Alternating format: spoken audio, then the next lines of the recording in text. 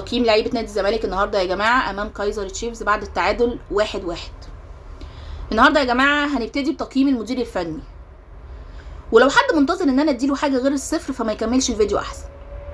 النهارده يا جماعه هنقيم احمد عبد الرؤوف صفر، مش عشان تشكيل المباراه، لان التشكيل كان كويس ما عدا شخص واحد وهو حارس المرمى. نزل صبحي مكان عواد، تمام؟ هتقول لي المشكله هنا انه نزل صبحي مكان عواد، هقول لك لا، المشكله انه ما عندوش شخصيه.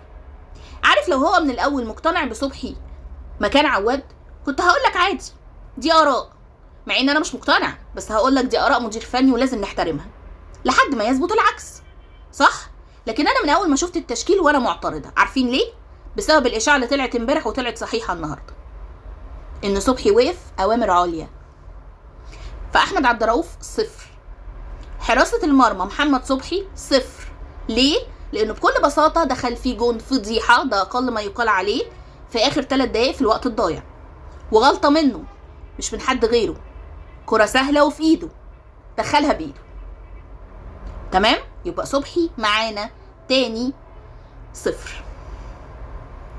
طيب عمر جابر، الحقيقه عمر جابر النهارده كان كويس خصوصا على المستوى الدفاعي، وكان بيزيد في الهجوم بشكل كويس، فممكن نديله 7.5. الونش وحسام عبد المجيد النهارده يا جماعه قدموا اداء هايل جدا بصراحه، مع ان انا بنتقد حسام عبد المجيد جدا، بس النهارده كان كويس، فممكن نديهم هما الاثنين 8. طيب عندك يا سيدي فتوح يا جماعه، انا مبسوطه جدا ان هو رجع للفورمه بتاعته.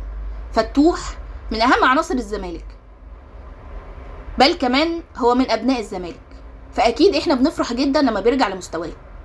فتوح النهارده بجد كان هايل، 8.5 من 10. غلط غلطه واحده عشان كده اديته 8.5، بس الحمد لله لم تسفر عن اي هدف. النهارده كان في مفاجاه في التشكيل، ومفاجاه بالنسبه لي في الاداء. طيب اللي هي مين؟ محمد اسماعيل يا جماعه اصلا مركزه قلب دفاع، صح كده؟ يعني بيلعب اصلا مكان حسام عبد المجيد. جميل. طيب احنا النهارده لعبنا محمد اسماعيل مركز 6، تمام؟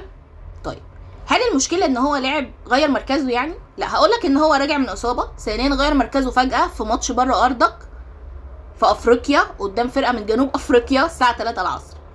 كل دي عوامل تقول ان الولد ده المفروض ما يقدمش المردود اللي هو قدمه. بس انا جايه افاجئك واقول لك ان الولد ده النهارده فاجئني وقدم اداء ولا اروع. ما حسسنيش ان دونجا او احمد ربيع غايبين، حسسني ان هو اصلا بيلعب في المكان ده. ولد هايل حقيقي، من احسن الصفقات اللي نادي الزمالك عملها، يعني الواحد مبسوط بيها جدا. شحاته النهارده كمان يا جماعه، شحاته النهارده كمان كان كويس قوي على المستوى الدفاعي والهجومي، عجبني جدا. النهارده بقى اقدر اقول لك ان شحاته كان كويس، مع ان المباراه اللي فاتت انا انتقدته، بس النهارده شحاته كان كويس قوي. محمد اسماعيل عشان نسيت اقيمه 9.5 من 10. طيب شحاته ممكن نديله 8. طيب عندك بقى يا سيدي ناصر ماهر النهارده كان في حاجه غريبه، حلقه مفقوده، انا مكنتش حاسه بيه طوال المباراه.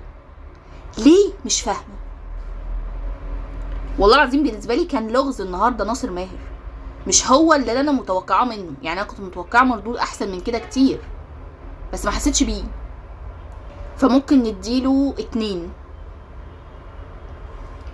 اخوان بزيرة اللي حرفيا النهارده شلني. اسوأ مباراه بعيدها تاني لاخوان بزيرة مع الزمالك من اول ما جه لحد النهارده، هي النهارده بجد. اخوان بزيرة النهارده الكوره بتتقطع منه بسهوله، في انانيه، في كورتين جوله ومرضيش يباصي لحد، وبالتالي ما جاتش هدف. وحقيقي انا مش فاهمه ليه ممكن نعمل كده؟ ليه يبقى حد ربنا اداله موهبه وما يستغلهاش صح؟ انا ممكن اتفهم ان انت تطمع في كوره لما تكون اوريدي الفريق ضامن الفوز، يعني فايز 2-0 على الاقل، فانت طمعت فيها عشان تجيب هدف لنفسك وتتصيد، هفهمك وهقدرك.